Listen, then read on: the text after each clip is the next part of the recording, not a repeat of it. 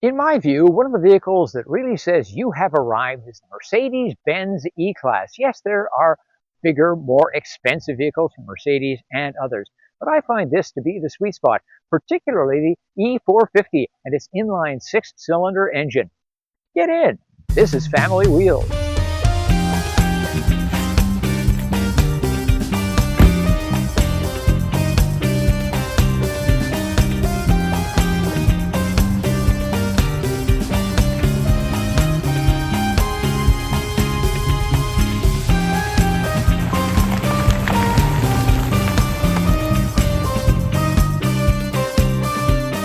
This vehicle would be on my list, a very short list indeed, of what I call two for the road cars. One that you and your nearest dearest can get in and just go for a really, really long drive. I would love to take this over the mountains to Calgary and then just keep going. Winnipeg, Toronto, Montreal, Halifax, right across the country. This vehicle was new for 2024. In fact, this is a 2024 model. Really no changes in 2025. Mercedes has moved the two-door version of this and the convertible into a different category. The changes in 2024, new look at the front, new look at the back. Bless you, Mercedes-Benz, and you too, BMW, for keeping an inline six-cylinder engine in your lineup. It's absolutely lovely, naturally balanced, that's the straight six, and we have 375 horsepower with this turbocharged 3-liter engine. Let's take it up one of Vancouver's steeper hills and check the pep.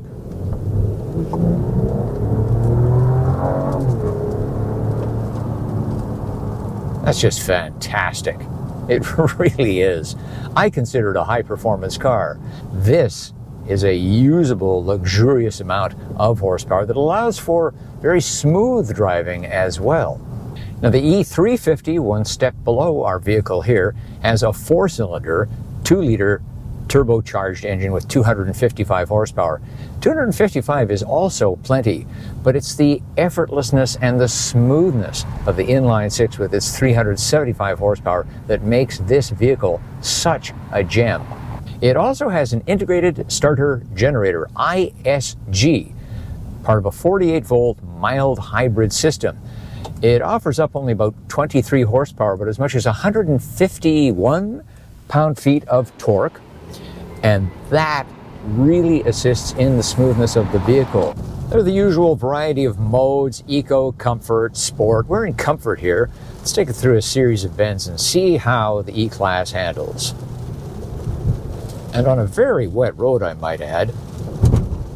Well, that 4MATIC all-wheel drive really helps, doesn't it? Plus the smoothness, again, of the inline six with the turbo. I might steal this car and head for the mountains of British Columbia. And once more through a flat 90-degree bend. Just all kinds of confidence. What a great car.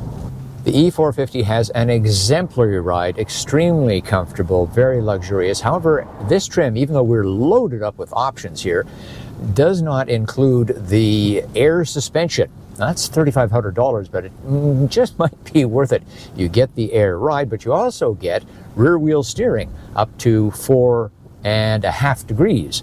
Well, it's a wet old day in Vancouver. Let's check the brakes on the E450 from about 70K. You would not know that you're in a fairly large vehicle that weighs quite a bit. Absolute control, the linearity of it, just the right amount of pedal pressure to come to a stop. Yeah, it lives up to the price tag of this car and to the reputation of the E-Class. Let's see how this luxurious vehicle does on our neighborhood bumpy road with its potholes, patches, and speed bumps. It does have adaptive suspension on this trim. That's really a nice balance, because you don't want a spongy ride, you don't want something out of the 1970s, and you don't want too harsh a ride, even though the vehicle has considerable sporting capabilities. I like it. There's just so much going on in the screens of motor vehicles today, and of course at the luxury end, where you expect everything because you're paying for it, you certainly get it here. Basically an end-to-end series of screens. there are no knobs, not even a volume knob. Like others in the Mercedes line, you control volume with this little capacitive control here, and that's repeated here along with the mute. It's this that can really confuse a person if you are not properly schooled on it. Time for a relaxing massage.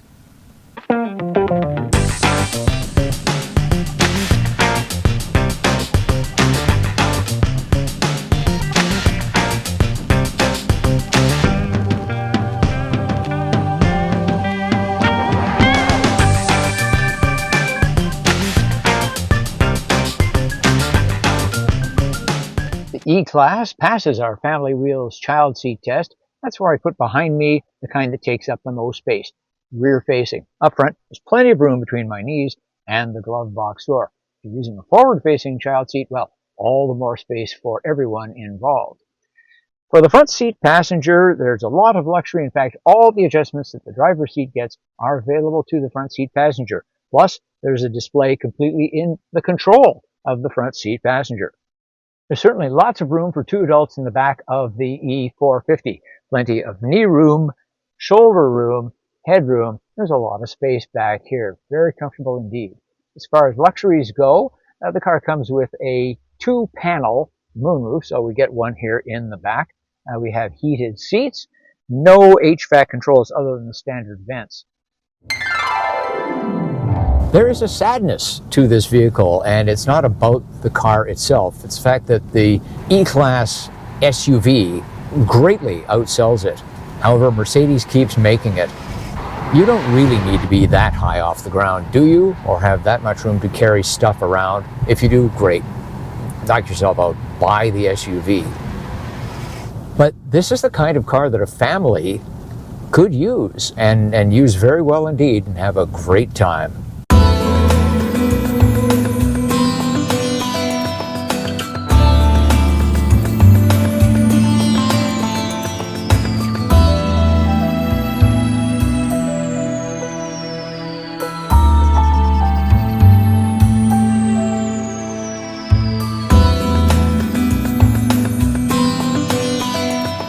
The latest edition of the Mercedes-Benz E-Class continues and enhances a long tradition of being a superb luxury car that is also a joy to drive. But what do you think? Leave a comment. As always, thanks for watching, thanks for liking, and thanks for subscribing. I'm Richard Detman, and I'll see you next time on Family Wheels.